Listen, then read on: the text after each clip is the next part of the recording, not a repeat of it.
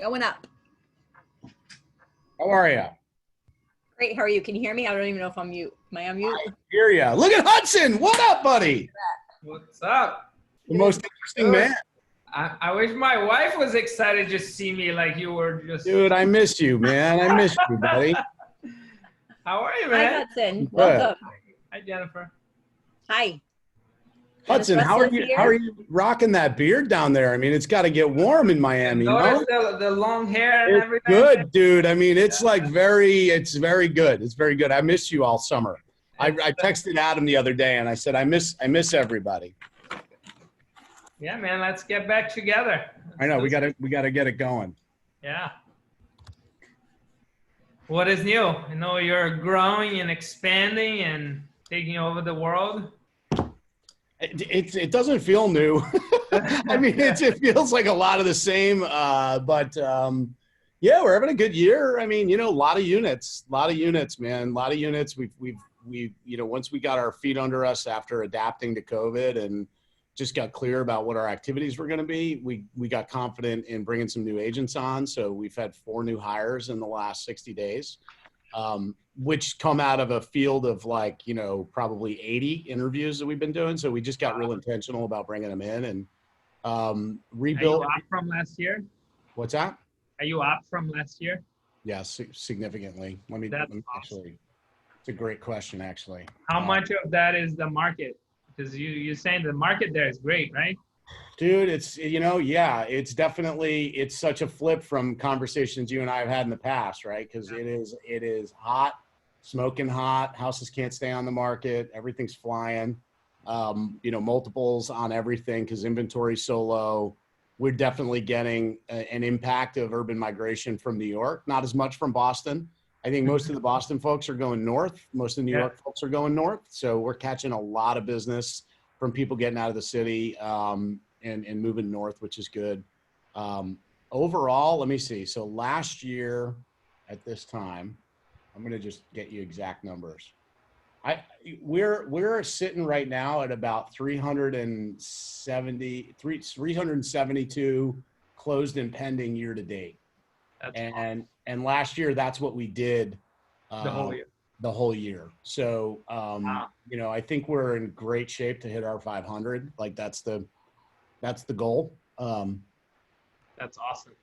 Yeah. And, our price point's gone up a little bit, not a lot, but we've certainly seen growth in the market. Market's up about 10% price point wise year to date. So, that's good. Awesome.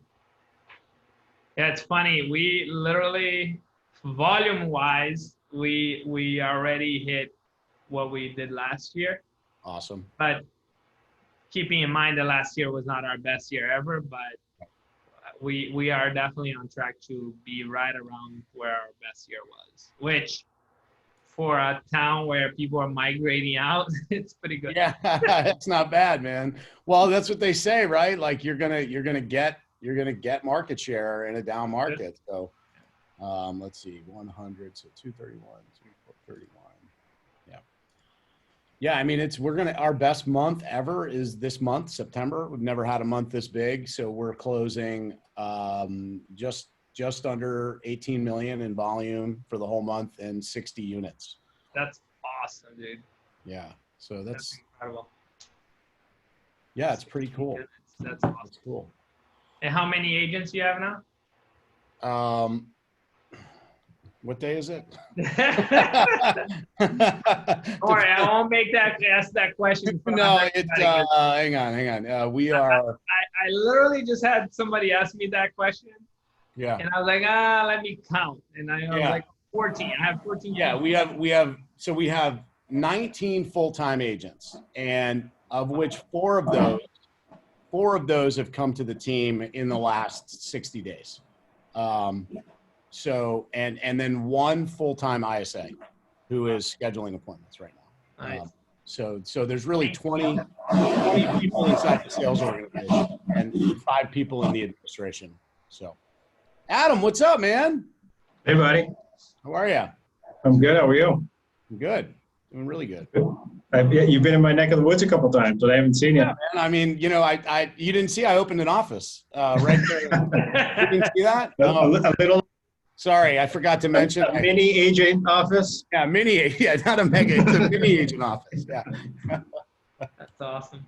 You know, I went to Maine this summer and I drove by a couple of Jeff's and Troy's. Oh, that's cool. Yeah, that's pretty cool. Well, Well, I just registered 207 house value and 207 luxury, so I'm coming for 'em. Nice. Just so you know, Dennis, we where had are you about 48 people on, and I believe they could hear us and see us. Cool. Hi, everyone. We're a little early, but hey, they're listening to your chat, and I don't think that's a bad thing. I think it was a really good Okay. conversation. So, Dennis, where are you from? I'm in Maryland right now. I'm Bold Maps coach here to listen to all the great information you guys are putting out. I'm so excited to be on this call with you guys. That's awesome. Hey, do you know, oh, now his name is gonna, there's an agent from Maryland, a great guy that lives in Miami and like goes back and forth, kind of like me. Mark Ellington. Mark Ellington, like right as it came to me. Yeah. I'm supposed to take him fishing this Sunday. Great freaking guy. Love Mark. Yeah. Cool. Yeah, we just did a conversation on the Bold page actually Monday. So Nice. yeah. Nice. Oh, Yeah. that's so cool. I'll tell him that I met you. Although my boat broke, so I don't think we're going fishing, but that was the plan. hey, Dennis, just so you know, Jeff had a little snag in his calendar. He's going to be jumping on a little bit late. So, Okay. That's nothing new. Yeah, I mean, I was going to say, no surprise there. It sounds exactly like Jeff to me. You're recording this, right? You can play that back for him. Yeah, we want to make sure he hears that. He knows. it's being recorded, yes. All right, our attendees are going up. We have about 4 minutes before we launch this lovely meeting. Anything you guys want to discuss? Oh, here he is. He must have heard us. Jen, is this Jen, you got him on. Look broadcast- at that. You talked about him in there. He showed up. Are you broadcasting this on Facebook, Jen? I absolutely am going to now that you Okay. said that. I Yeah, was just wondering because I would like to share it inside of our market center. And sure. where would I go to find that being broadcast on your page? I'm going to be broadcasting it on the regional page. Okay. Great.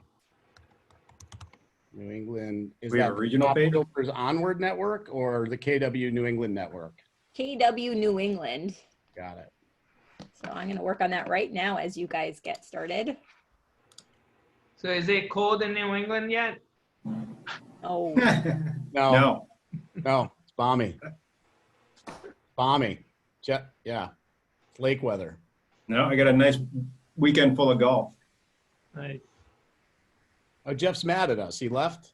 Oh, now he's back. All right. Who else is on? Is it?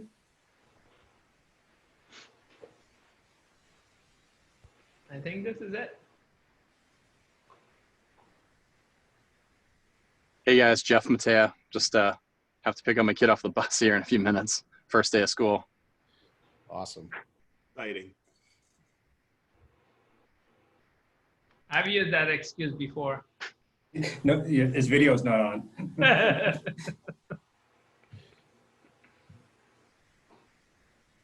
Oh, there he is. Jeff.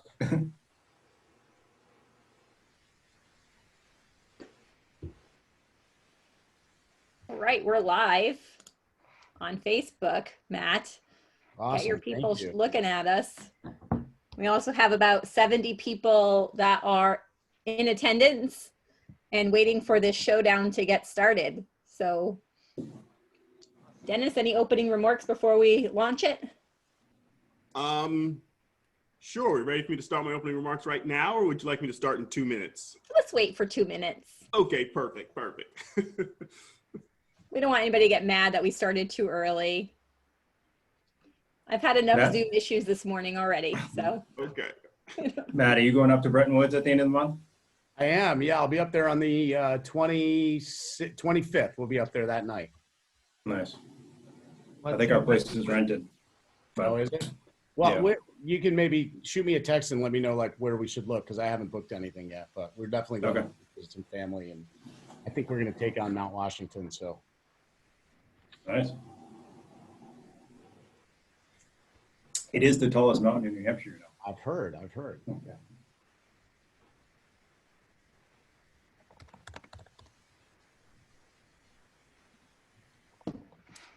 All right, before we get started, if you are in the attendance, please change your name to who you are. I see a lot of Cassies, and I know you're not Cassie.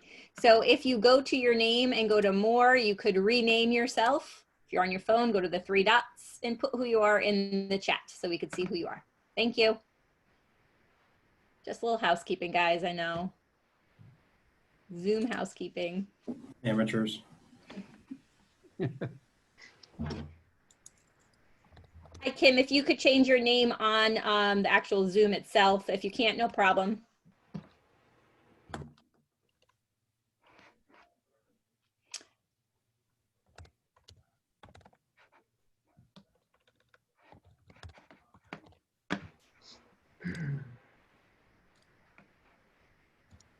Westford.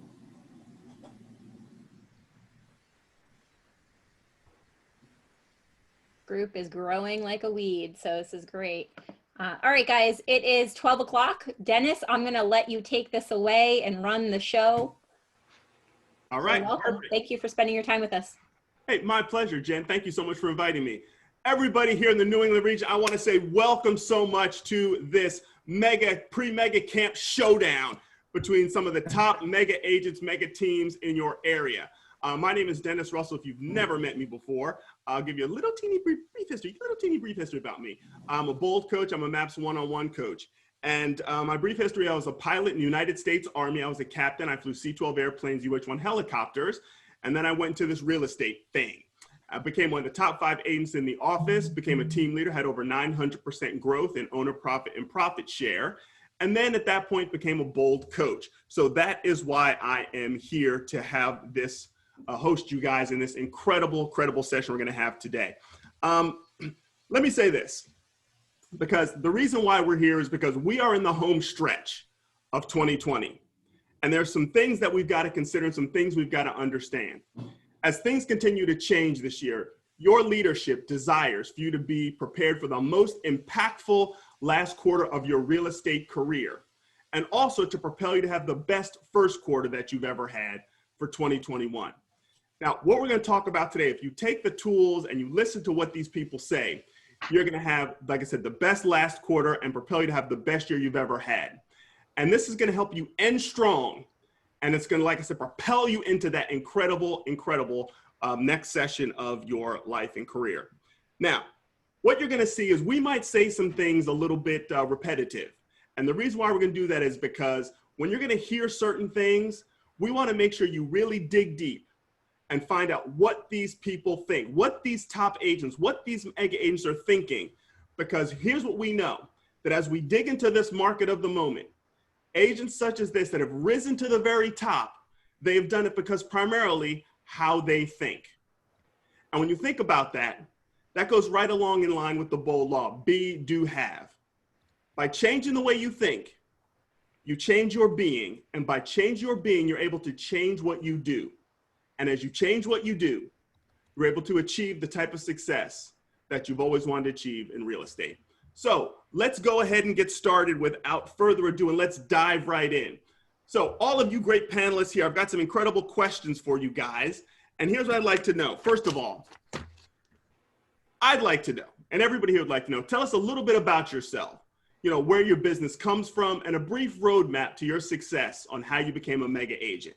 So why don't we start with Hudson first, since he was talking, you guys weren't here earlier, you missed some great information, some nuggets from him. We're gonna start with Hudson first. So Hudson, tell us a little bit about yourself and a brief roadmap to your success.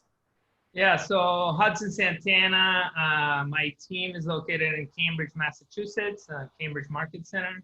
I started in real estate in 2009, started my real estate team in 2012, joined the team, moved to KW in 2013.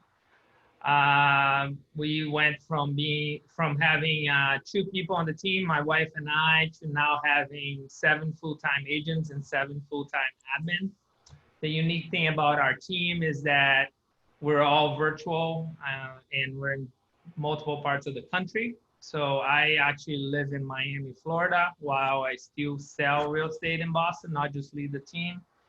I've done this year already, I want to say like 46 transactions myself while living in a different state. We have people in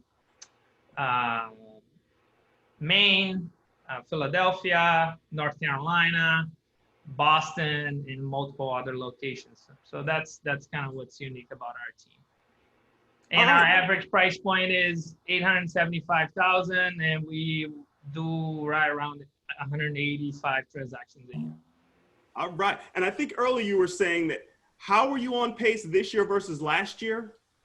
Yeah, so this year, closed and pending, we already have what we've done last year, which is, that's exactly what Matt was saying, Matt Miali. So I went to look up my numbers, and we're basically on the same track, where whatever we do in Q4 is going to be above what we already did last year. Wow, that's amazing. Hey, thank you so much for that. All right. Hey, Matt, he rolled you right on in there. So let's hear your story. It's nowhere near as interesting as Hudson. He is the most interesting man in real estate. There's no question about it. That's Paul Pompano, not me. Yeah, right. Yeah, so my name's Matt Miali. I'm in Greater Hartford, Connecticut. I was a realtor since 2007. Came to KW in 2008. Started a team in 2010. My business is predominantly database and sphere driven, although this year we made a real concerted effort toward acquiring sort of new relationships. So more traditional lead generation efforts, like we hired an inside salesperson, and we started cultivating leads online. But that was not how we built it. We very, very much built it one handshake at a time in direct relationship. Last year we closed about 360 transactions, and 73% of those were sphere relationship database driven. So we were very, very heavy into the people we know. That was really, up until this year, that was our playbook. Our playbook was, we serve the people we know. We did that through a real heavy volume of events and networking into our database. And obviously COVID sort of threw us for a loop, because you suddenly couldn't get everybody together anymore. So we had to shift and pivot pretty hard. So this year to date, we're at about 380 closed and pending year to date. So we should get to about 500 by the end of the year, which is our goal. Our average sales price is around 250,000. And so, we're serving a lot of people every day. So it's a high volume transaction business. Wow.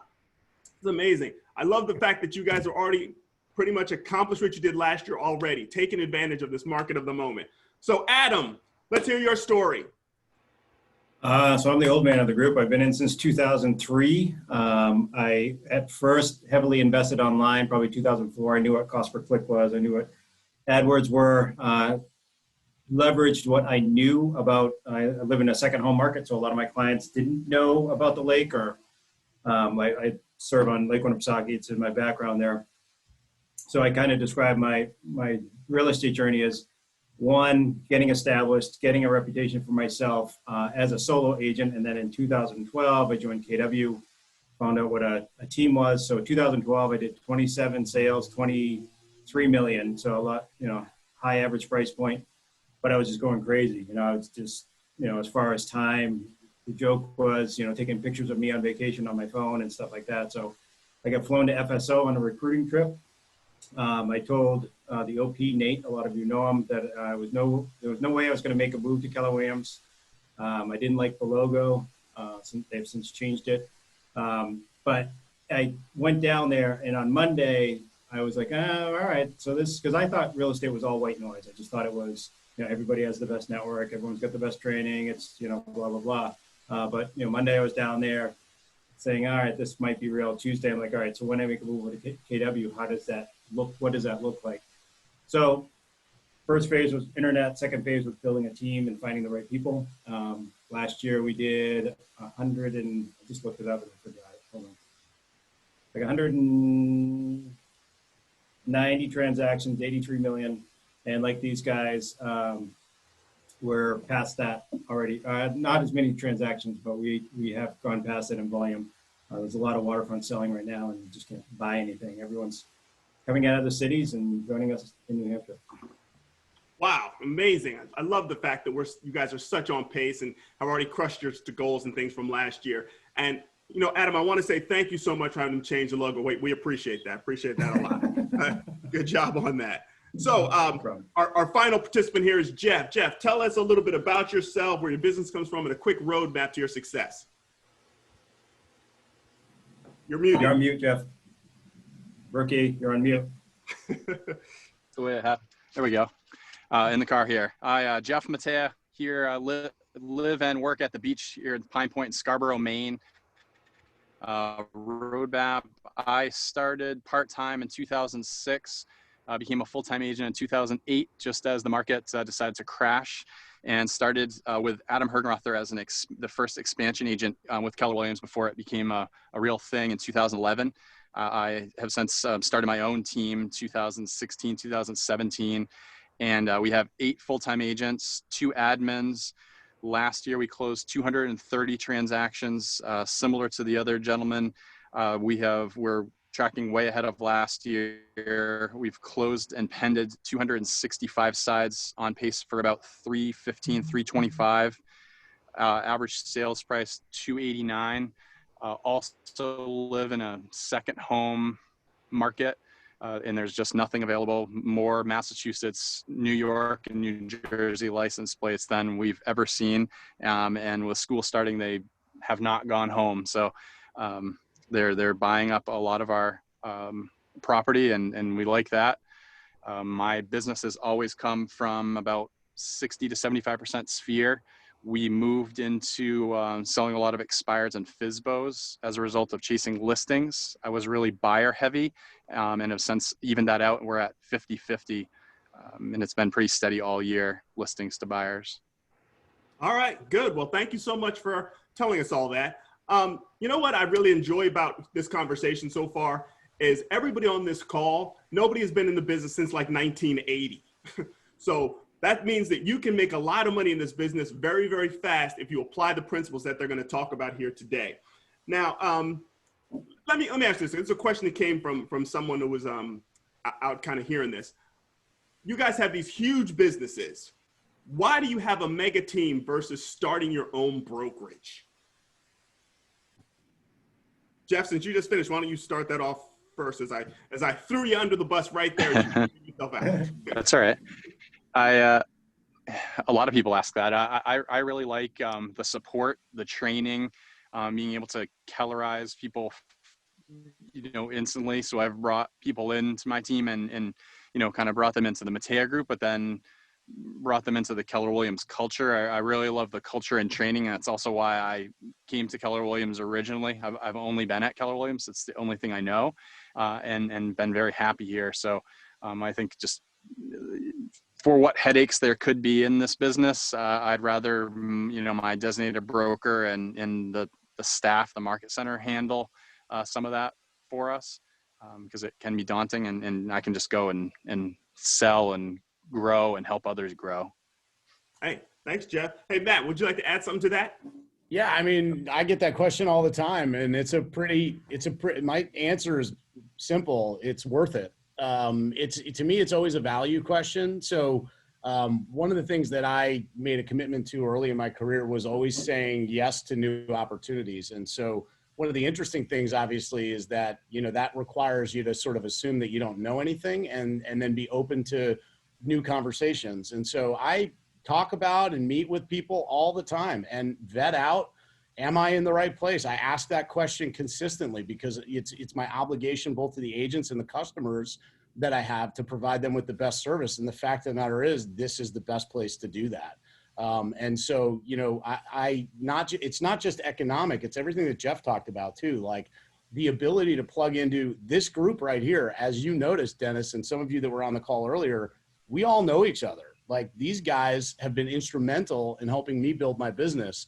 If I go out on an island somewhere, like that access becomes very desolate and very limited. And I have no interest in that. I'm much more inclined to be around growth-minded people as often as possible. And frankly, even if the economics were equal, I would stay. It's just the best place to be to grow a big business. And I also think like it goes without saying, we have exceptional leadership in this company that I bet on track record most of the time, whether I'm hiring somebody or whether I'm partnering with somebody. I look at what they've done in the past, and Gary Keller is, hands down, like He is the industry leader. He has made the pivots time and time again that have put us in the right place to win.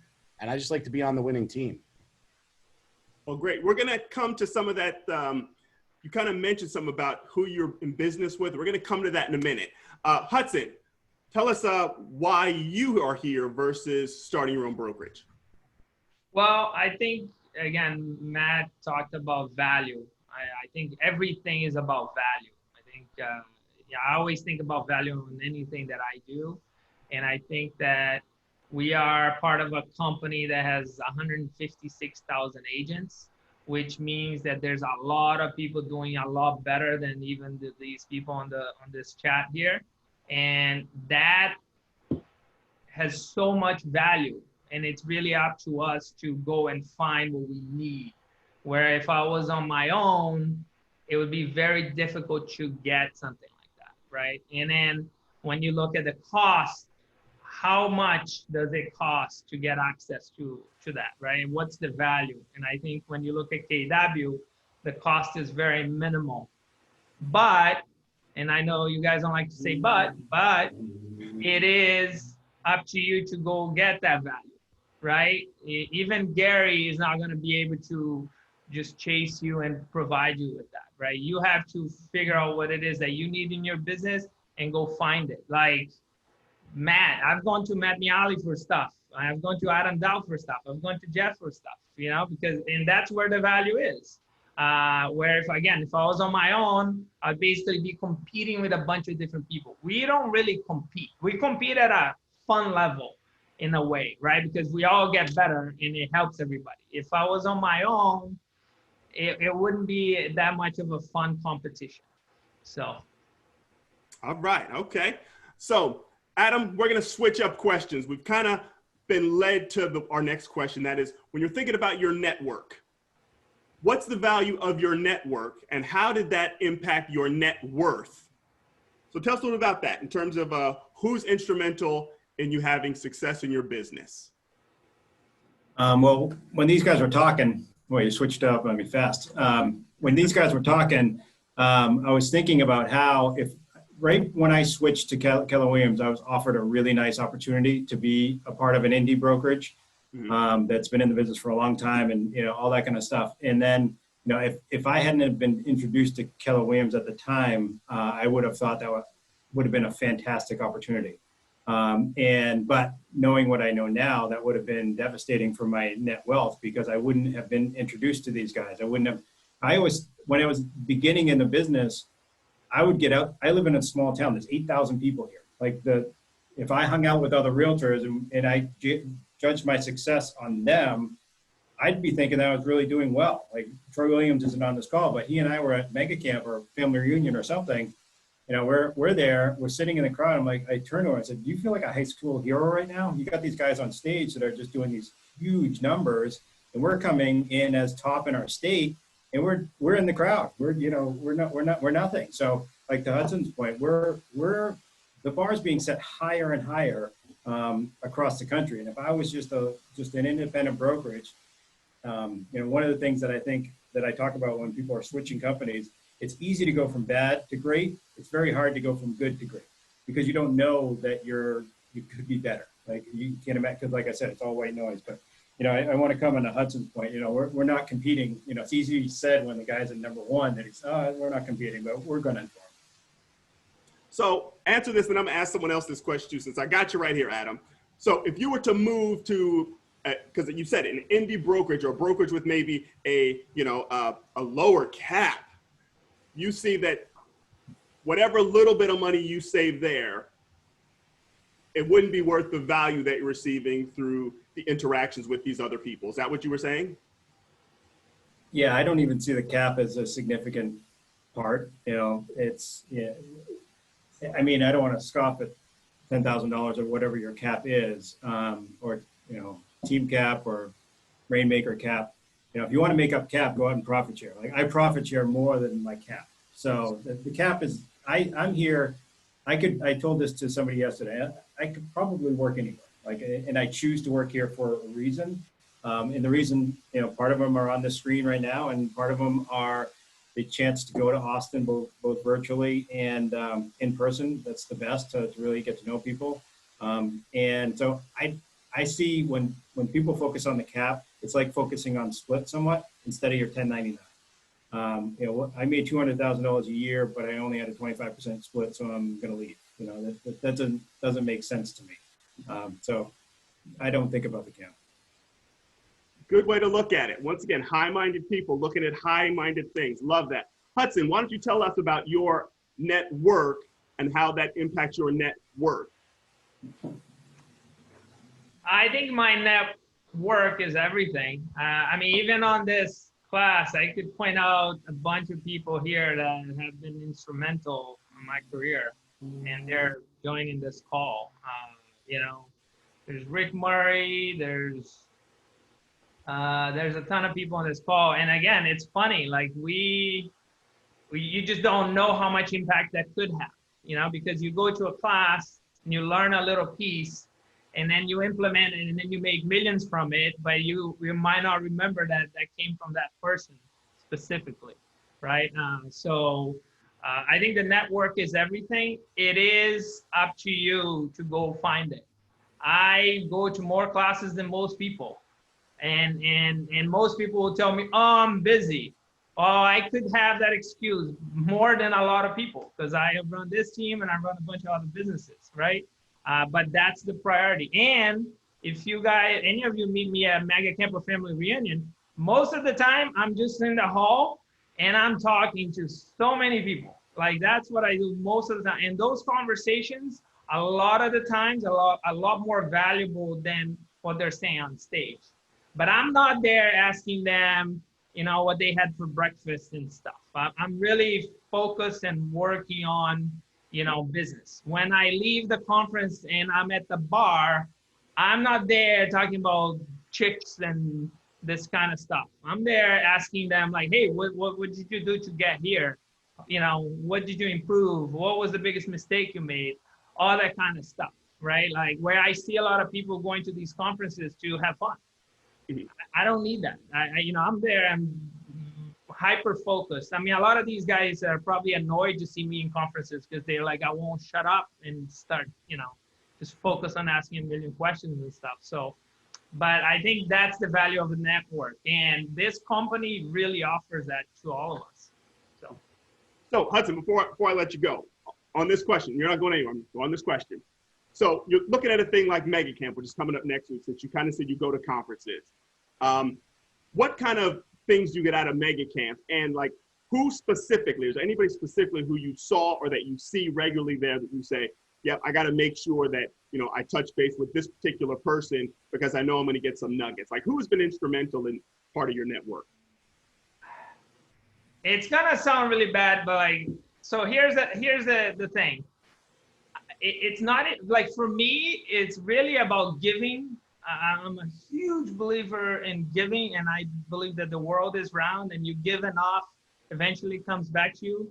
What I can tell you is that by me spending time in these hallways talking to people, I've had multiple people that came to me and said, Hudson, remember me? And I'm like, no, I don't remember you. Yeah, last year on the bus, you told me to use this strategy and that has completely changed my business. And I'm, you know, so that, and I'm saying like, I've gotten that so many times. So I mean, there's multiple people, Ben Kinney and Tim Heil and Gary Keller itself. I mean, that I go there and I'm wowed. There was one year that Gary Keller had the vision speech. I want to say it was last year, that it gives me the chills. And it was like, man, that's why I'm part of this company. There was another year where Ben Kinney was on stage telling his life story. And that just blew me away because I thought I had a rough childhood. That guy, I mean, he was hungry for a lot. Again, Matt can correct me on that, but like, no wonder the guy's such, you know, the #1 agent of the company, right? There's too many people to name as far as, you know, what got me here and what I get from these conferences. That's why I don't miss it. And even when you become part of the top 100, which was one of my goals and goals of all these guys on this call, is you get there, it's not necessarily so much about what Gary's saying, but it's really the people in the room and what you're meeting and what they're doing and stuff. So. Wow, that's powerful. You know what? I also like the fact that not only are you receiving there, you're also giving there. So that's incredible. So Matt, I'm coming to you now. You know, he talked about, we asked the question, you know, who was instrumental in your success? So when you're thinking about, you know, going to these conferences, who else impacted you when you were kind of running around, or who do you expect to get information from at this mega camp? It's like an impossible question to answer because there's been so many influencers. To Hudson's point, you know, what I guess if I can answer it a little bit different, Dennis, if I have permission to sort of go outside the lines. Go outside the lines. One of the things that was always important to me was just to get into rooms that I wasn't allowed in because I hadn't earned my way in yet, right? So very early on, I wanted to like hear what people had to say behind closed doors. Like, and I remember going to one of the early mega camps and people had special bracelets or people had special invitations to certain things that wasn't available to everybody. And I always wanted to know, like, what's going on in there? Like, what's that conversation like? I was just really curious. And it was, you know, and I believe that our business is designed as a, you know, as a meritocracy. Like, I don't think that there's anything wrong with that. The conversations that need to be had at certain levels are different. And there were rooms that I just wasn't equipped to be in. And so I wanted to earn my way into those rooms. And then once you're there, to Hudson's point, what you realize is that everybody's really waging the same war and waging the same battle. And so the nuggets that you pick up from the people sitting to your right, sitting to your left, the conversations that come out of that, and then lead your business, and then that you serve other people that lead their business, it's invaluable. And you know, one of the questions that we were sent was, what secrets can you share on finding your network? And it made me actually think back to early on, that the people that we use the word accountability partners a lot, like, or we say like, get accountability groups and get all that. But everybody that's ever been a valuable accountability partner for me, I consider a friend, because they've genuinely helped me in my life. Hudson's one of them, Adam's one of them, Jeff's one of them. Ben Kinney's certainly been an exceptional mentor for me. Gary Keller's been an exceptional mentor. Adam Hergenrother's offered me amazing insights. And sometimes they don't even know they're doing it. It's just me sitting against the back wall, listening to what they say and being really intentional about hearing it. And so, you know, you have to put yourself in harm's way and get a little uncomfortable. And you know, I can remember some mega camps early on in my career that I was paying to go, and I really couldn't afford it. Like, it was a struggle for me to come up with the money and the plane ticket, but it was more important for me to get there. I knew that was the path. And so fundamentally, the people you know and meet and the rooms that you get in will dictate your outcome 100%. So if you're staying comfortable in your market center and in your group, that's probably about as high as you'll get. You have to get on. This is something I remember hearing Adam Hergenrother say. Eventually, you've got to get on airplanes to go find your friends. Like, it's just the top of the pyramid becomes smaller. So, you know, find the people now that are to your right and left who are right where you are and want to go there, and link arms and just keep on running, and you'll become friends, and then you'll find new rooms to get into. Yeah, that's great stuff. I hope everybody got that down. And that is, you know, you've got to get into bigger rooms with bigger thinkers. We're going to talk about that in a minute too. Matt, earlier you talked about you built your business through referrals. So talk a little bit about how you did that and how you continue to build it through referrals. And then you said you were adding some new pieces. So just go a little bit of detail. You know, so I was never your classic 8 a.m. phone jammer. Okay. So we learn that prospecting is sort of the anchor to the business. And I'm a people person, right? I like to be amongst the people, right? So that was an excuse early on. But that was actually how this thing started. So again, just reality. Like, I built my business by meeting people and by being in conversations with real humans every day. I was super intentional about finding someone every single day that could either refer me a piece of business or that would want a piece of business. So I had one focus every day. Who am I going to talk to today that might want to do business with me? And over time, those people all became like friends, right? You start to get to know them. And you know, maybe in the first year I sold 17 houses, and then the second year was 30, and the third year was 50 or something, and then things started to grow. But eventually there were too many friends for me to talk to, right? Like I started to feel bad, like, oh my God, I haven't talked to Susie Smith in so long, and gosh, I hope she's not mad at me. And so I started throwing parties because I like parties and I'm good at that. Unlike Hudson, who doesn't want to talk about the beer and all this, I love to talk about beer and the different whiskeys and all that. So I enjoy that conversation. So I started throwing parties early on, and that became a leverageable business model that I realized pretty early could allow you to expand your network, because you can invite people. One of my coaches said, who are the people that should be referring you business that aren't? And so I made a list of people that were like in my life, and I was like, why are these people not referring me business? And then I just invited them to a party. And then all of a sudden, magically, I never had to ask them about real estate. They just showed up at a party and they got a free pint glass and a thing. And then all of a sudden they were referring me business. So the database model for me really just became about being approachable, being friendly, and being somebody that provided a lot of value and was kind of fun to be around. And the rest of it kind of works itself out because they think of you. So that was really how the database business built. And then I just built that right into the team model. As the team started growing, we started building bigger and bigger events and inviting more and more people, to the point where this year we had planned 500 tickets at a minor league baseball game, 400 tickets at a minor league hockey game. We had 800 tickets at a professional soccer game. All of these were events that we were just going to be inviting people to. And by the way, it's an easy phone call. So that was the beginning of it. And then that's how it grew. Wow, very nice, very nice. Hey, Jeff, I'm bringing you back into the conversation now. I know you said you had 8 team members because Matt was kind of talking about how he started to grow his team. So tell us, when did you know you had to build your team, and kind of how did that happen? How did that happen organically for you, building that team out? Yeah. So, originally with working with Adam Hergenrother through expansion, I knew we basically built the Post-it note model, or if it's even called that, that's just how I referred to it, was name all the tasks that you do in any given day, given week, given month, and what would you like to leverage out so that someone else is doing it.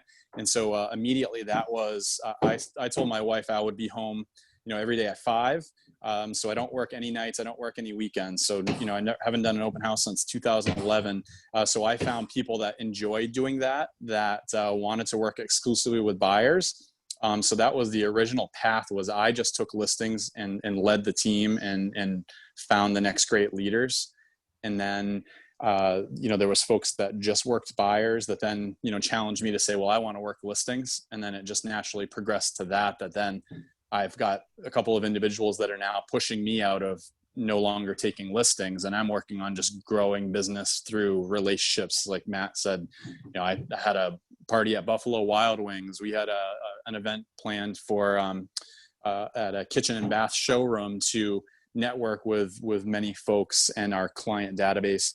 And then COVID canceled that. But I was doing a lot of that stuff, and that brought joy to me. Unlike Hudson, I'll knock him on this one too, is I also would, at family reunion and mega camp, I actually learned more getting the one-on-one or 3 to 4 people around the table or the bar to really pick their brain of stuff that they didn't necessarily say on stage. Nothing wrong with that, but that also grew into some great relationships. Many of the TLs and some of the agents, like Bill Dentremont, I know was on this call, that I networked with since probably 2009, 2010, are now like lifelong friends, and we connect and share. There's a few of these guys on the call and gals that I've just put on speakerphone and called them while I'm in the car with another agent to pick their brain and give that encouragement. That kind of parlays into that question that you had before about why wouldn't we leave KW. There's so many great people that I've made excellent contacts with that have pushed my agents and myself to a whole nother level. Okay, good, great question. Sounds like you got some work going on there, Jeff, man. Sounds like that's good stuff, All right, why don't we do this real quick? Since people are kind of looking at, what do you guys do? I mean, everybody's, all just thrilled to hear this. Real quick, tell us, what does your morning routine look like? I mean, give us kind of the down and dirty, the nuts and bolts. what does your morning routine look like? Hudson, why don't you get us started off first? I wake up at 5 a.m. I go and I sit in my kitchen. I make a cup of coffee, and I pretty much kind of watch a fun video or kind of meditate for like an hour. 6:30, I jump on my Peloton, and I run 14 miles every morning.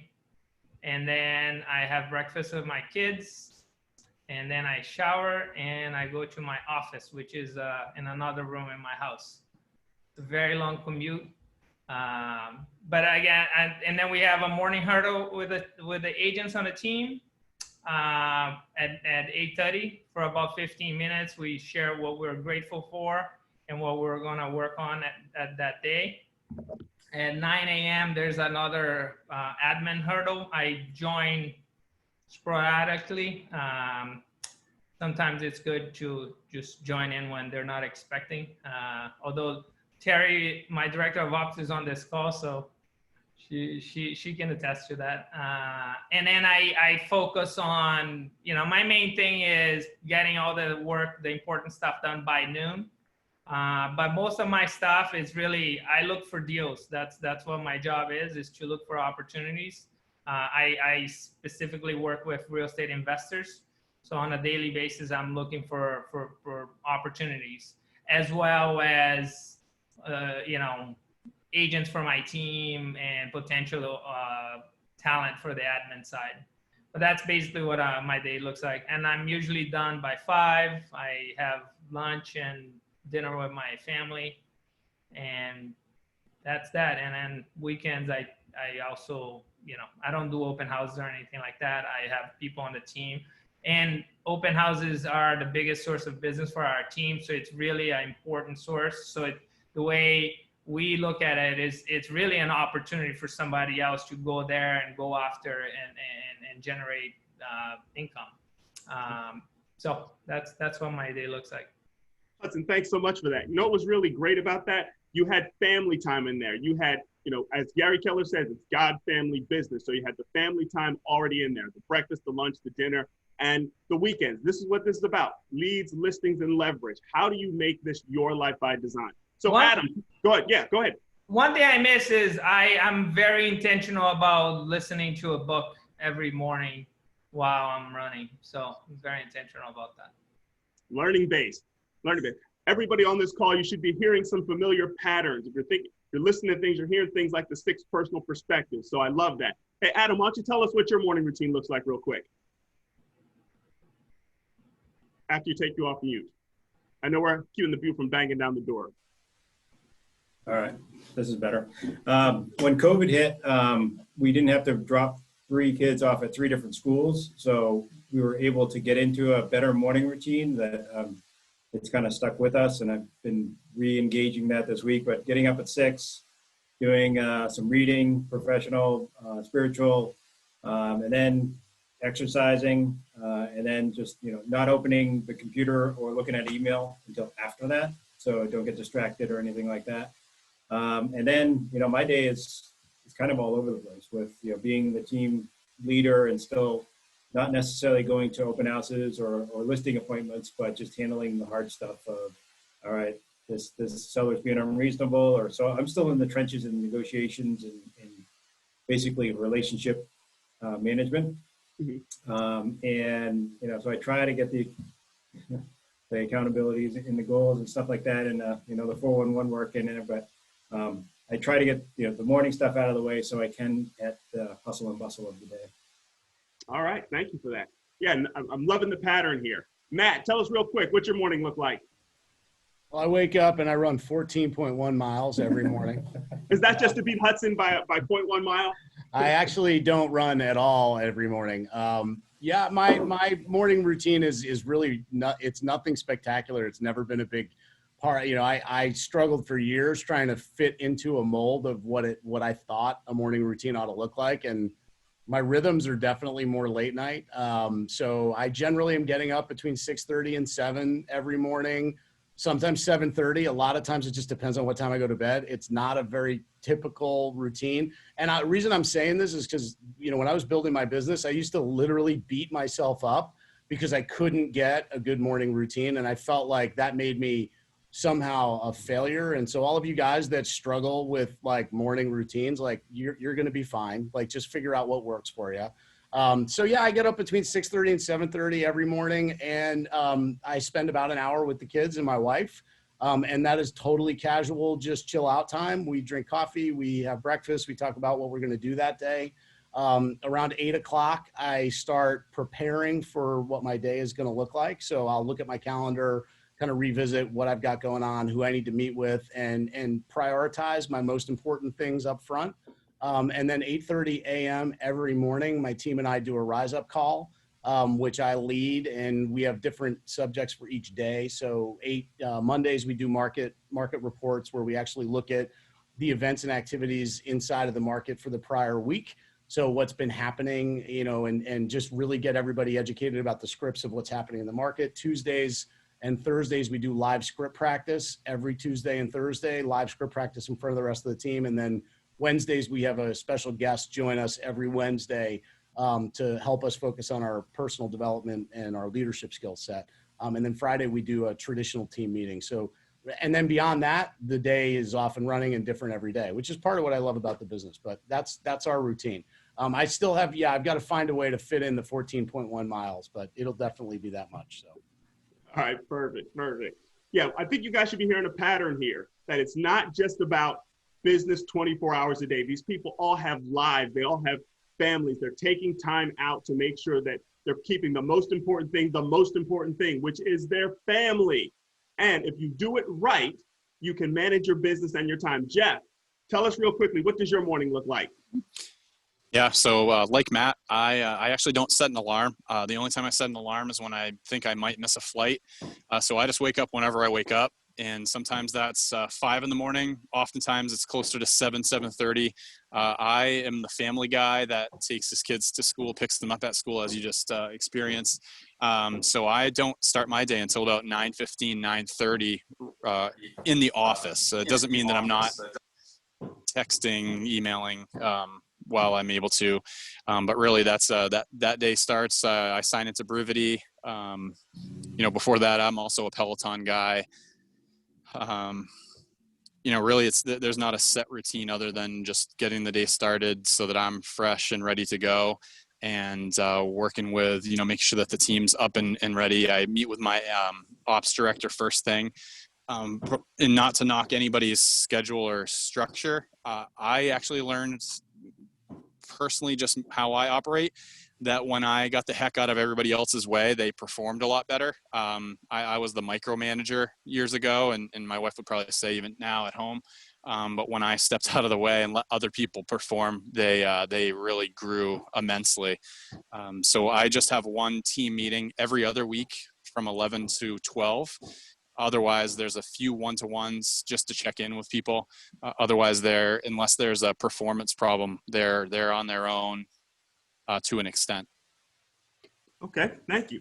Yeah, the pattern that you guys should have seen, you guys should all be getting this, is that these agents that are doing humongous amounts of business, I mean, crushing it, they have a life. You should be saying they have a life. And that's probably one of the reasons why they got into real estate, so that they could make the kind of money they want to make, live the life they want to live, and be able to enjoy that life. So we know Mega Can't start next week, guys. And it's going to be a heavy, heavy emphasis on listings.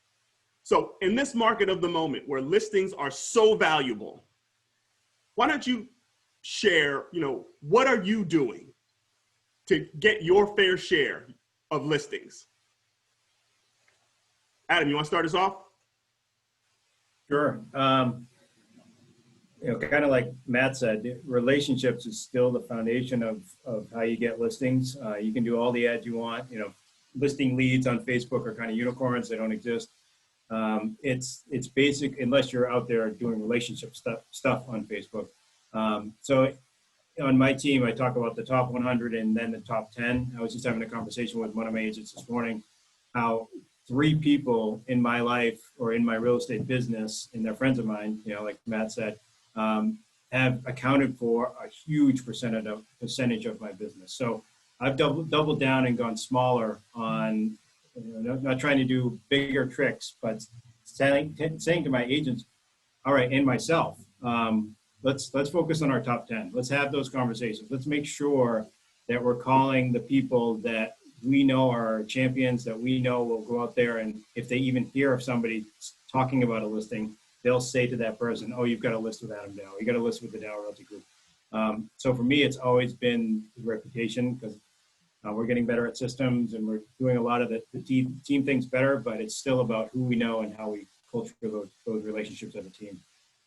All right. Love that. Love that. Hey, Hudson, would you like to add anything to that? How are you taking listings in this particular market at the moment? Sure. I think Adam just mentioned systems. I think one thing that is crucial if you're looking to run a business, not just be an agent, is to have systems. Systems are way more important than goals, okay? And let me explain what that means. All of us want to sell more houses. All of us want to be like Matt Miali and sell 500 houses a year, right? But the only reason why Matt Miali sells 500 houses a year is because he has a system. I could want that all day long. Doesn't mean doesn't mean that I'm going to accomplish that. What's going to allow me to accomplish that is a system, right? So answering your question about how are we going to focus and what are we doing to generate more listings, we are, number one, this is the third year in a row where our team is kind of hitting this glass ceiling.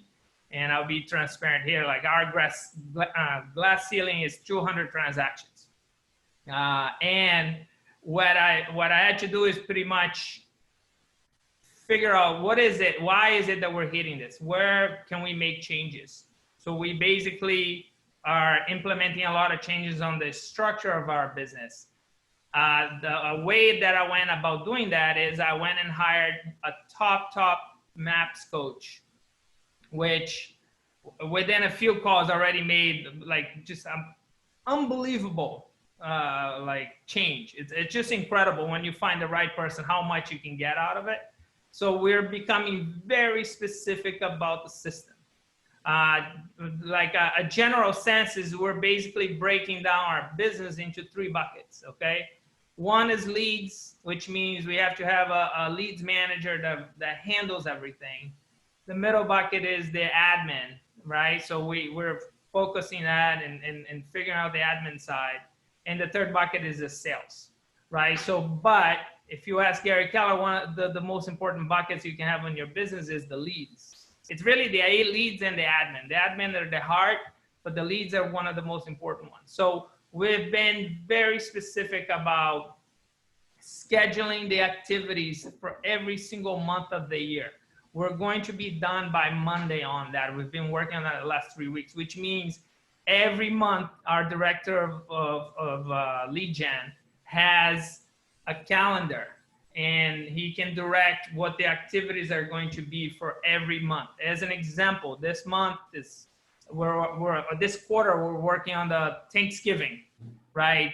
Got a plan, which means we have to send a postcard by a certain time. We have to make calls by a certain time. We have to organize the delivery of the pies by a certain time. But instead of being like we've always been, which is every year we scramble to put that together, we know we do it. This year, we're actually going to have a system.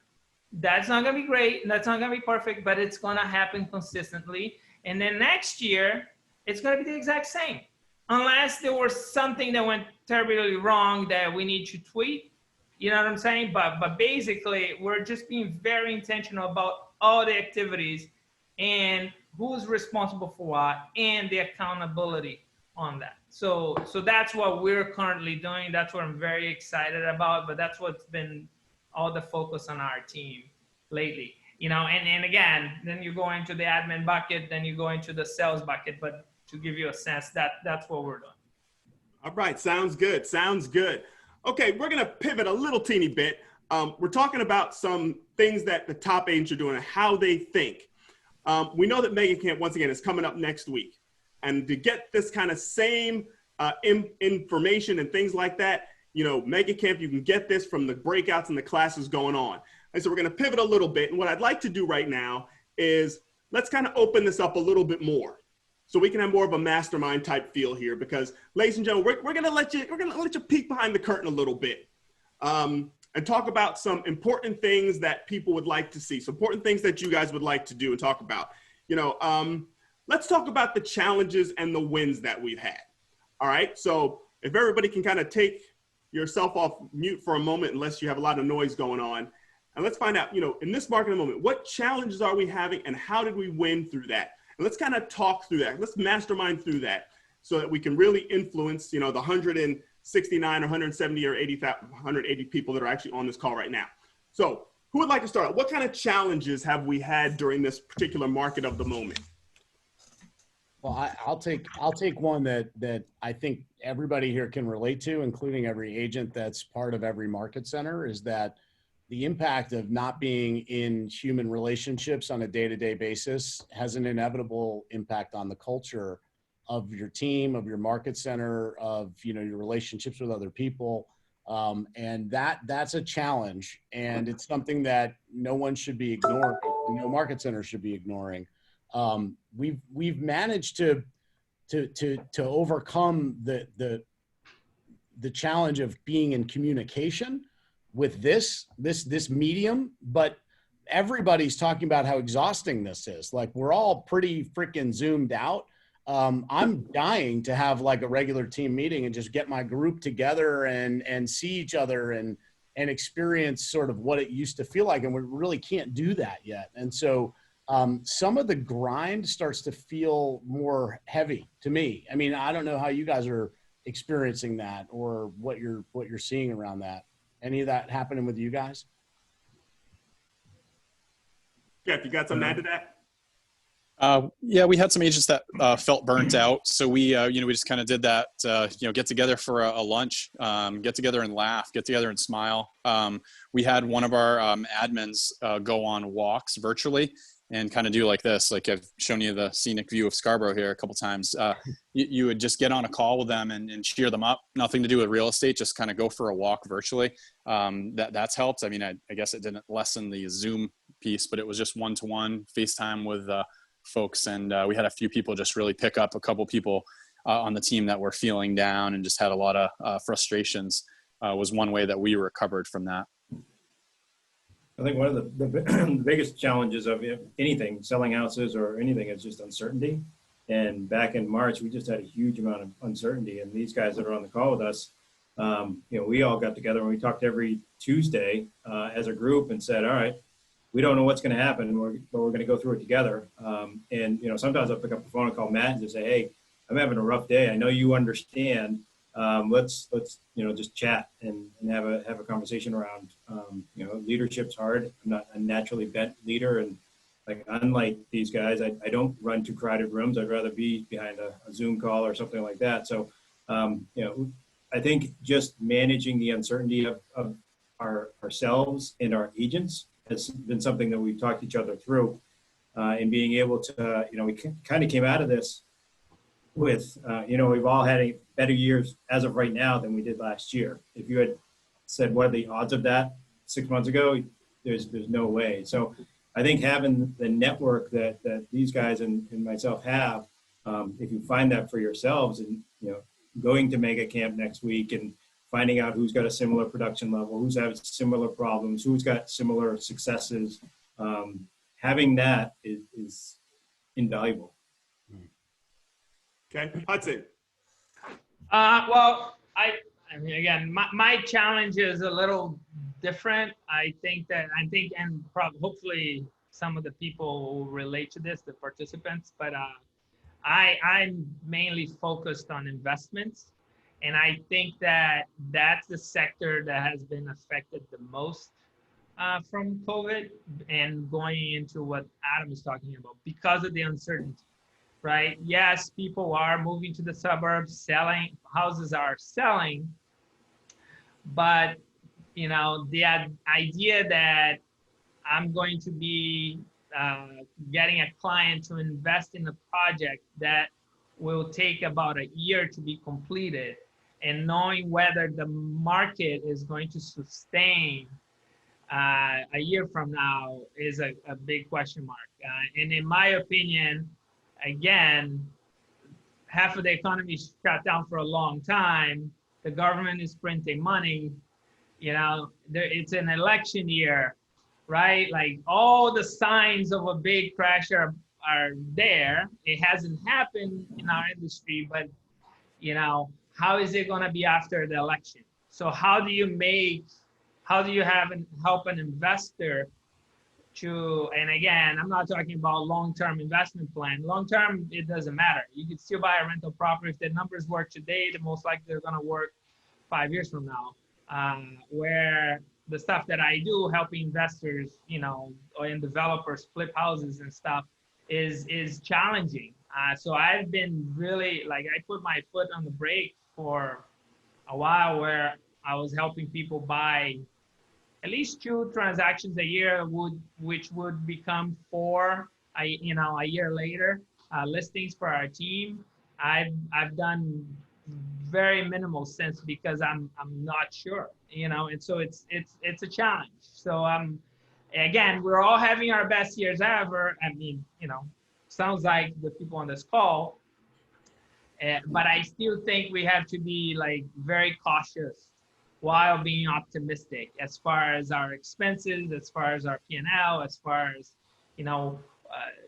where we're putting our money, because chances are that it could go south. And then, again, I'm probably lowering the energy here, but that's the challenge. That's the only challenge I can really think of. All right, great. So let's jump on that one then. We kind of talked a little about the uncertainty challenge and talked about, going for walks and things like that. Let's all kind of jump in on this one real quick. So if we're talking about the uncertainty challenge with investments and investing, and how do we prepare for the upcoming market? So anybody else who'd like to jump in first and talk about what things can we do to overcome that challenge? Hudson, thank you for that. Great lead in. I think one thing that I've done is just know my market inside and out, know what a bad year looks like, what worst case is, and what the upside is.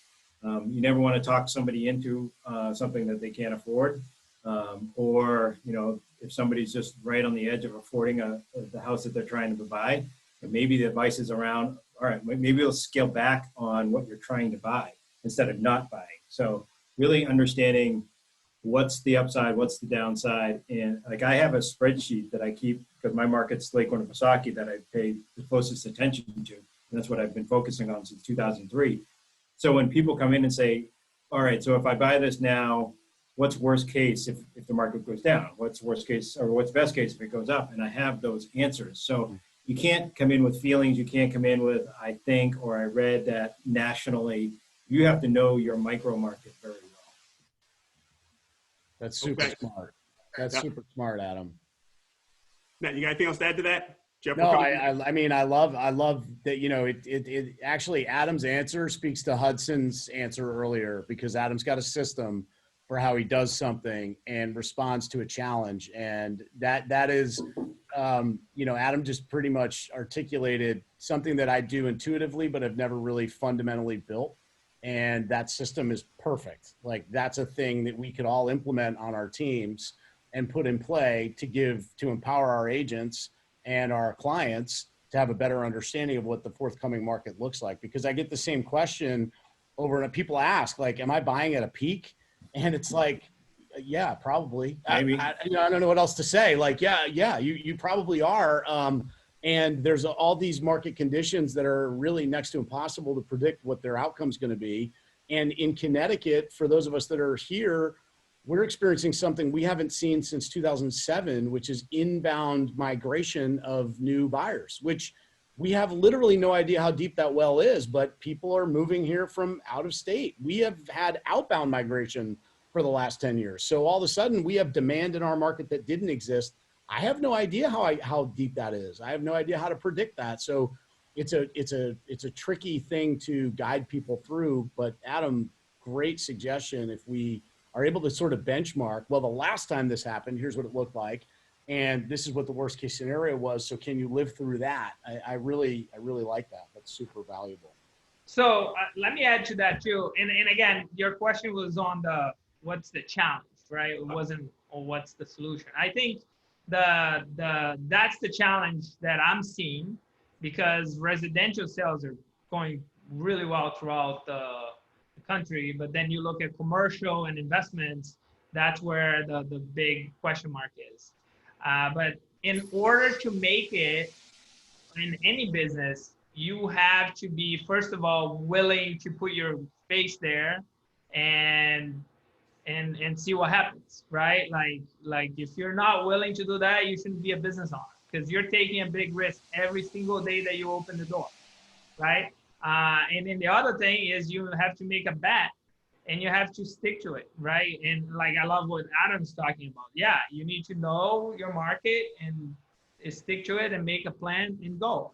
But a lot of the times you also have to recognize that maybe this has peaked and now it's time to go here, right? So one example is when I started in real estate, I started working with residential sales. Then I realized, well, everybody wants to buy REOs, so I went to sell REOs. Then I realized, oh, there's a bunch of investors. Then I started helping the retail investors, because flipping has been a thing. Well, was it because of the market? Probably, right? So, and I think now it's time to, that's why I'm, again, going back to implementing these systems to generate what I call family listings, right? Like the regular family that wants to buy and sell a house. That's why I'm putting all my energy towards that, because I do believe that if you know the Boston market well, like the developers and stuff, we've gotten up there. Not saying that it's not going to continue to be good, but it's now not as good as it used to be, where I believe that now it's time to pivot, right? To change, to implement other things and to go focus on that. And that's what we're doing. But I think like it goes back to systems, right? That's what we were talking about, systems before. Love that. Love it. So Jeff, would you like to add anything to this? Yeah, no, I agree with Hudson's last statement about the systems and everything everyone said. The focus I have right now is just developing the skill, improving the skill. We're heading into a skilled market. It seems like everybody can sell real estate right now. What will happen is, the folks that can better pre-qualify, present, and price property are going to succeed. And that's what we're focused on our team. And we just saw that as a result. On the listings, last year we assigned 144 listings. Year to date, we've already signed 170 in a market where the listing inventory is down 30 to 35%. Whoa. You got to say that again. You've got to say that again.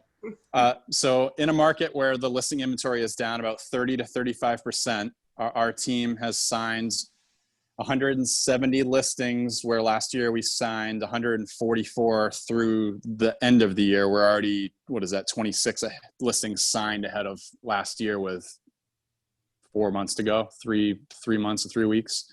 I just saw that as the opportunity.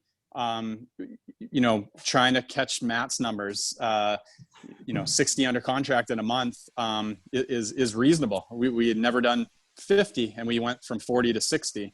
It came from listings. We needed to do that shift. My MAPS coach just said, people want listings, right? People want inventory. Go make inventory. So we were calling, writing letters, like Adam, spreadsheets, and pulling from the assessor, like who might want to sell, who owns multiple properties out there, that lives out of state was one of our criteria. Being in a second home community, there's people that own rental properties that maybe they didn't get to rent them or enjoy them. And so we targeted that. And, the guy or gal that owns 7 or 8 properties might want to sell 1 or 2 or maybe all 8. And that really started the snowball effect for sure. Good. Since we're talking about listings, I think one. Go ahead, Adam. Go ahead, Adam. Well, I'm just thinking, some of the people watching, we can talk about systems and they can say, well, you've got a bunch of people, so you got all these systems, it's all good. But when I'm talking to new agents that are thinking about listing their first house, or they've listed a couple houses, their system is, what are they going to do for that property? Like, they're going to say, all right, I'm going to do maybe a mailing, or maybe I'm going to walk the neighborhood, or maybe I'm going to do some calls. You have to figure out what your system is for your listings so that you can improve it and leverage it. You know, so you all have a system right now. It's whether you can, because some people will hire an admin and say, well, that didn't work. It's because you didn't have a system to give them. Like, you have to create the system for your first listing that you can improve for the rest of your listings throughout your real estate career. So when we say systems, yes, we've got some people, we've got some admin, but it's because we created a system first that we could pass along to other people. And I want to just add one quick thing on that. If you guys have, you know, I don't know if they'll have it this year on Mega Camp, but there's a class like going from solo to 7th level. And if you look at the KW model, right, it's all about systems. But if you, let's say you open the book and you go to level 7 and you try to start your business that way, it doesn't work. That's not how the thing starts, right? It starts with you, and then you add one person. And then eventually, like, it keeps like merging into something bigger and better. So systems, it really doesn't matter if you have 20 people on your team, 50, or you're the whole team. It's about how can you systemize your day and all of your activities for you to get the most. So, you know, if a great example is like, you guys all can do open houses. Well, what's a system for me to get the best open houses, even if I don't have any listings?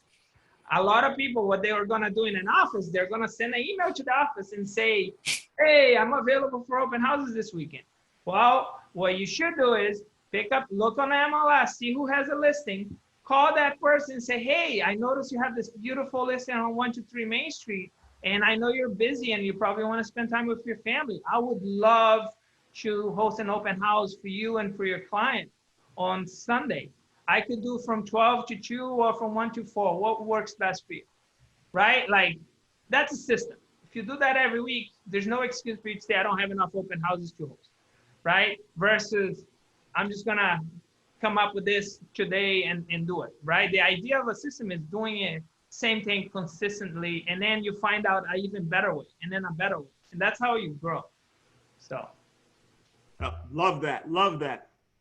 Who else would like to add something to that? Love this conversation now on systems and listings, because that's what Mega Camp is going to be focused on. That's what we should be focused on. Who else got some great things they'd like to add to that? Well, I think I started in 03 and didn't really start the hockey stick of growth until I joined KW in 2012.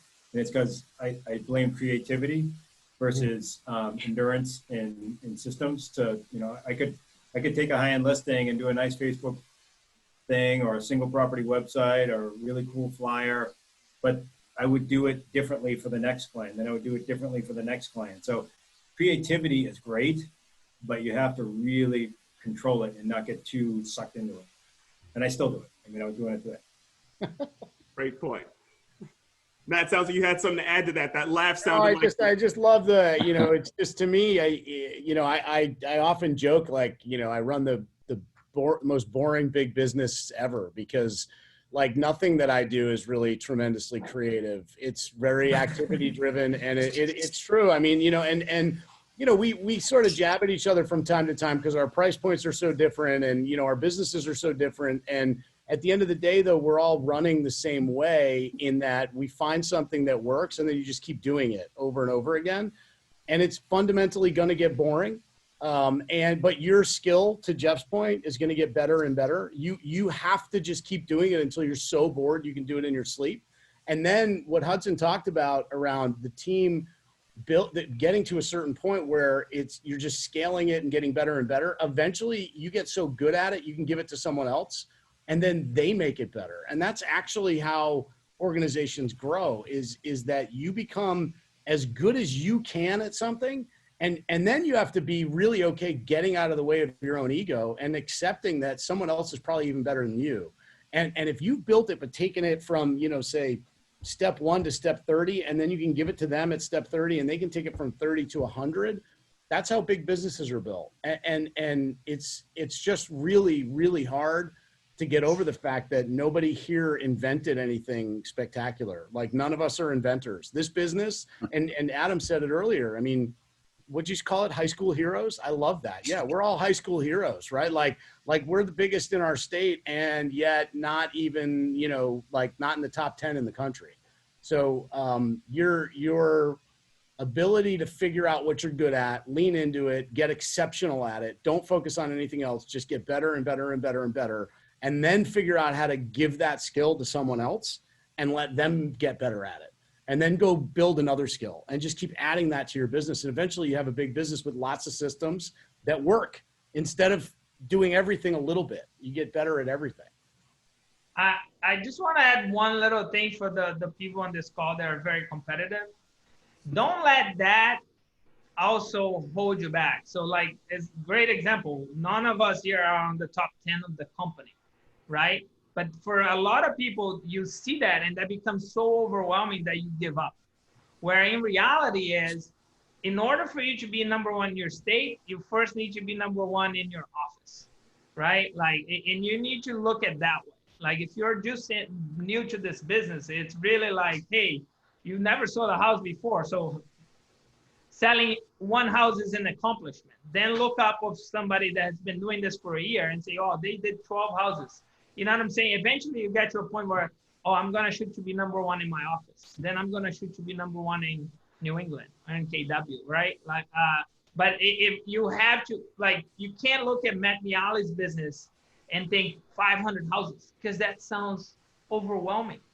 You have to think of, hey, I want to get to 12 houses.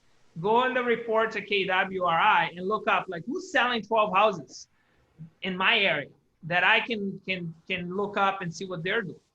Literally, that has been one of the biggest things KW has ever done for me is the open books, because I know a lot of people's numbers better than them, including some of these people on the call. I'm just saying, like, I know where everybody is because I like, that's what allows me to continuously grow and be competitive. So. Very good, very good. I know we're almost time to start closing stuff up here. Would anybody else like to add anything about this systematizing that we've talked about? Because I think this is really hitting home with a lot of people and understanding that, you know, they've got to start where they are right now, not look at the big thing. I love what you just said about that, Hudson, and grow and develop that system like Matt said. Develop the system for where you are, and as you continually focus on those systems, it will grow as your business grows. Any parting shots? I think you have to use... Well, just one thing on systems, like if you're doing a system, tell your clients that you're doing it. Like when I first came to KW, I was in the luxury realm, and I have one of my biggest clients. They were very concerned that I'm losing this company or losing the reputation of this company of selling a lot of high-end listings. And I'm moving to a company that we didn't even have a Keller Williams in this town. And, you know, it was a concern for me. I've got my mentor telling me, be careful about this. Well, when I came over to KW, I didn't compete with the other top agents with the fact I'm going to spend a bunch of money on Wall Street Journal. I'm going to spend a bunch of money doing this. I competed on what I was doing in my business for my system. I competed by talking about my listing, my leads. I'm going to get the phone call.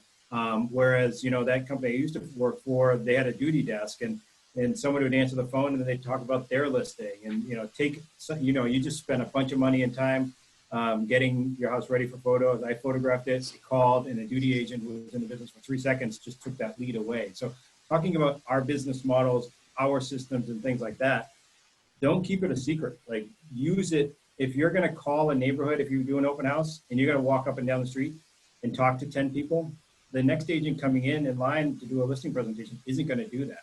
So you make sure whatever you're doing, whatever you sit down at your kitchen table and what your process is for listing a home, put it in your listing presentation and compete on that. Don't compete on fancy, you know, print ads or anything like that. Thanks. Thank you. All right. Hold on, Hudson. You're not going anywhere. Let's give my thumbs up. That was incredible. I love that. I'll add to that quick. I just talked about what we're implementing. Before we started any of that, this quarter, our number one priority was, and I got it from Adam and Matt from our masterminds, which was what is our value proposition? And when I say that, it's really like, what is it that we already do? And do we have clarity on that? So before we could implement anything, we worked really hard on like, what are the specific things that we actually do that we might not be telling our clients? And Adam said perfectly. Because you might be doing so many things that your client is not valuing because they have no idea that you're doing that. So if you're called, circle prospecting, your last circle prospecting call should be calling the seller and say, hey, Mr. Seller, I just want you to know that I just called 150 people around. I was only able to get 10 on the phone, but I'm sending emails to all of them and blah, blah, blah. So I'm looking forward to the open house this weekend, right? Like, otherwise they might be sitting at home thinking like, oh, my house not selling, this guy's not doing anything for me, and Adam this and Adam that, where in reality, it's only because Adam is not communicating, right, what he's actually doing. So I just love that. So. Yeah, that was powerful stuff. That's very, very important. I mean, that's critical. That's definitely a mic drop there. All right, so because this is kind of pre-mega camp, if everybody here as a parting shot would kind of tell maybe one of their quick best mega camp stories to inspire people to go, what you learned from that, and then tell, what do you want people to know to be successful in this business? Hudson, looks like you're first, man. Oh man, I don't know if my best mega camp. I'll tell you what my best mega camp story is, and I might get criticized after this, but I brought 2 agents to a mega camp, and I'm there again from 7 a.m. to midnight every day, like networking and working hard and talking to people. And just to clarify, I don't mind, they were talking crap about me on being at bars and stuff. I'm just saying I'm there. I love hanging out with people that I know, but it's about business. That's what I try to get out of it. So, but I'm in a class. I have these 2 agents that come with me. They text me saying, oh, Hudson, we're at this hotel at this the top floor of the hotel. And I go there thinking, great, they're like networking. I walk out of there, I'm wearing a suit. I go up there. Both agents that I brought are in the pool, like just in the pool.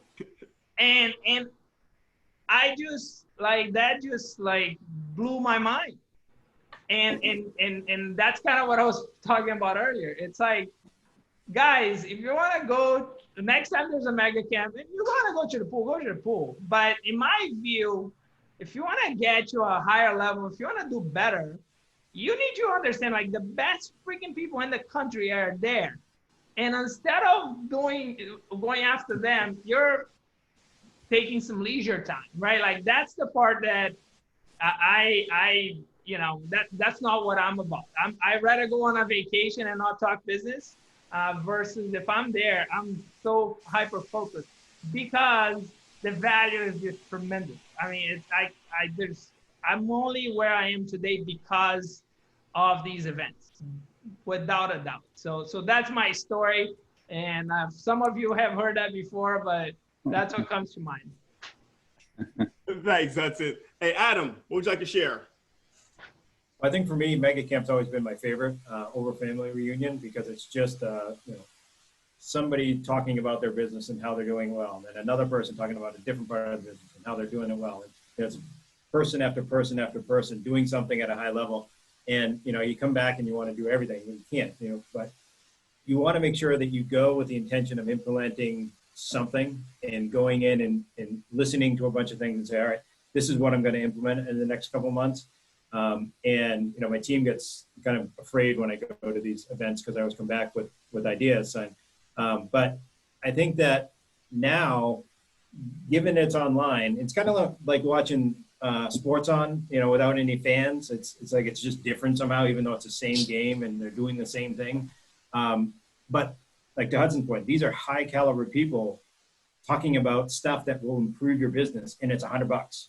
It's crazy to me that you wouldn't at least sign up and just see, because yes, there's no people in the stands. You're not flying to Austin. You're not staying in a hotel. You're not having really good steaks, but you are getting the same content, and you can do it from your living room.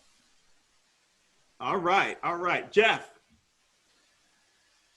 Can't think of a great mega camp story other than, similar to Hudson, was having a plan of attack and going and meeting set people. So, this past family reunion was to sit down with Sarah Reynolds and Stephen Cooley and focus on listings. That was the only thing I focused on. So I would say this time around,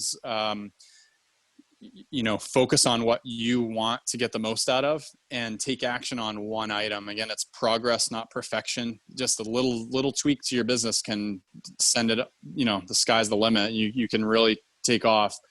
Maybe plan out, you'll work on this, the first week after Mega Camp, after you digest it all, and then something else, and just set something out for like a 90-day, 120 days out.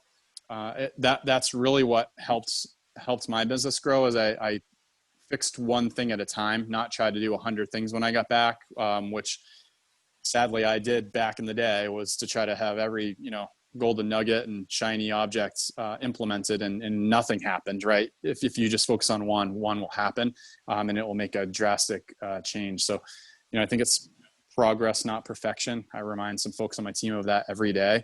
That even just a little tweak, even companies that you look at like Apple and Tesla, they're innovating, yet they're just making a small change to a product and it's improving it, and people are continuing to buy it. So just what things can you do to yourself or your business to improve, next step, not try to go 7th level tomorrow. Thanks, Jeff. Hey, Matt, why don't you finish out? Before we go though, we're going to, one quick question, everybody, real quick, and then Matt, we can close out. How many here are using Command, use it at a high level? Yeah, high level needs High level stuff. We need, yeah, we're definitely using Command. At a high level, probably not yet. We have been using at a high level, and I would say the highest level that Command can give you, because I've been a major pain with Gary and Josh team and all those guys, because we've committed to use the system. And I'll be the first to say it's still improving. What I can share by actually, Gary and Josh team and Jason Abrams and a couple other guys have a meeting just for our team because of how committed we are to the system, and the fact that it wasn't working properly in New England. And I'll say one of their excuses, I'll try working on a system that needs to work in 52 different states. And I was like, I only care about 2 states, Florida and Massachusetts, right?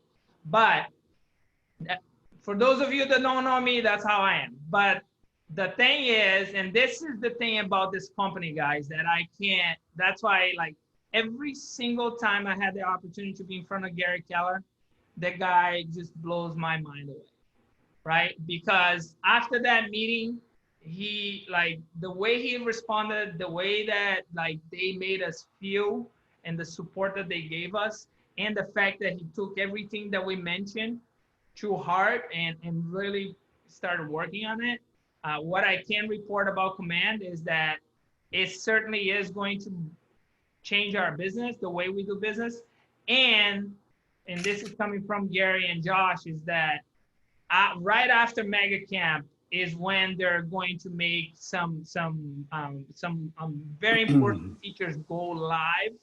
So it's certainly going to be a much better system with lead routing and a bunch of other details that I'm personally not involved in, but I know that have been some major pains for larger teams. So it's really, really exciting to see that, what they're doing and how much they're actually taking everybody's businesses in consideration. They're not saying, hey, the millionaire real estate book is this, therefore the Command is just going to work for this. That's why it's becoming challenging for them, because they're saying, no, we care about all of our agents, and we want to make sure it works for all of our agents, because everybody's running different businesses. So anyway, what I have to say is I'm very excited about the new changes that they're making. And I think that, again, we were the ones that implemented first, which means we suffered the most. But I also believe that because we did that, we're going to be ahead of the game, especially in front of these guys that didn't join. So I'm saying Matt Miali, Adam Dow, and Jeff Matea. You're not going to catch me, guys. Sorry. All right, Matt, tell us your great Mega Camp, what people should expect to get out of it, and take us home, man. Mega Camp is that Mega Camp family reunion, and every time I could get in driving distance of career visioning, if you ask me what I built my business on education wise, that's what I did.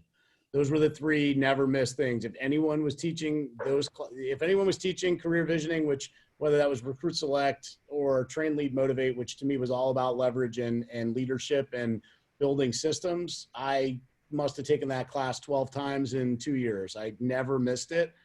So if there's an opportunity for that, you need to go see it. You need to go learn. You need to learn from different people. You might need to get on airplanes to do it when you're comfortable doing that. And you know, Mega Camp, family reunion, these are the two pinnacle events. They're not just in this company. I mean, they're in the industry. The industry watches what we unroll as an organization at those events. Everybody here nailed it though. You have to go with a plan, because if you don't have a plan, you will not get anything done. And so each year over the 10 that I've been attending those events, I would literally go with one thing in mind. And I would sometimes even take sometimes they offer the same class twice with different instructors on different days. I would do the same class twice. Because for me, it was just like Jeff said, just get better at one thing at a time, get really good at it, implement that. You're not going to become a social media marketing expert overnight. Like you're just not. You're not going to become the best listing presentation overnight. You have to learn it, do it, learn it, do it, and use these events as an opportunity to learn from some of the best that have been out there. That's it. It's a huge opportunity. It's only $100. There's no reason you should miss it. All right, so ladies and gentlemen, we're gonna see if Jen wants to hop back on. She's got any parting words for us. I think you didn't mention, Dennis, but Mega Camp is actually free if you are part of MAPS, right? Yes, it is. Hudson, see, man, that's why you're on here. That's why you're on here. Yes, if you are a Mastery client, Mega Camp is free. So make sure that you take advantage of that. Do not miss out. You heard some from the top agents in your area, and they're saying this is one of the things that's pivotal to their success. So if you'd like to implement some of the things they've got going on, they said this is where you start. Start at Mega Camp. Make sure it's not something you miss. You're going to see different things rolled out. You're going to hear from different things. And probably the most important thing they said on here was that when you go there, find your focus. Whatever the one thing is, amazing, we're talking about the one thing, right? Whatever your one thing is, go there with the purpose of finding out, how do I do that one thing better? And have a plan to do that one thing better, okay? All right, so on that note, we're gonna punch out of here and say thank you guys. So, there she is, woohoo, Jen. All right, do you have anything to say to close us out? All I have to say is I am so glad that this is recorded and was live on Facebook. You guys did such an amazing job giving so many nuggets, and this is such a great pre-game to Mega Camp. So guess what? We're going to do a post-game. Is that okay? We have a pre-game, we have the game itself, then we're going to do a post-game showdown. So we're going to be doing that. Stay tuned for that, guys. And thank you guys, Matt, Hudson, Adam, Jeff, and especially Dennis. Thank you for spending your afternoon with us and sharing so many great, valuable nuggets. So have a great day, guys, and we'll see you soon. Thank you. Thanks, everybody. See you guys. Bye-bye.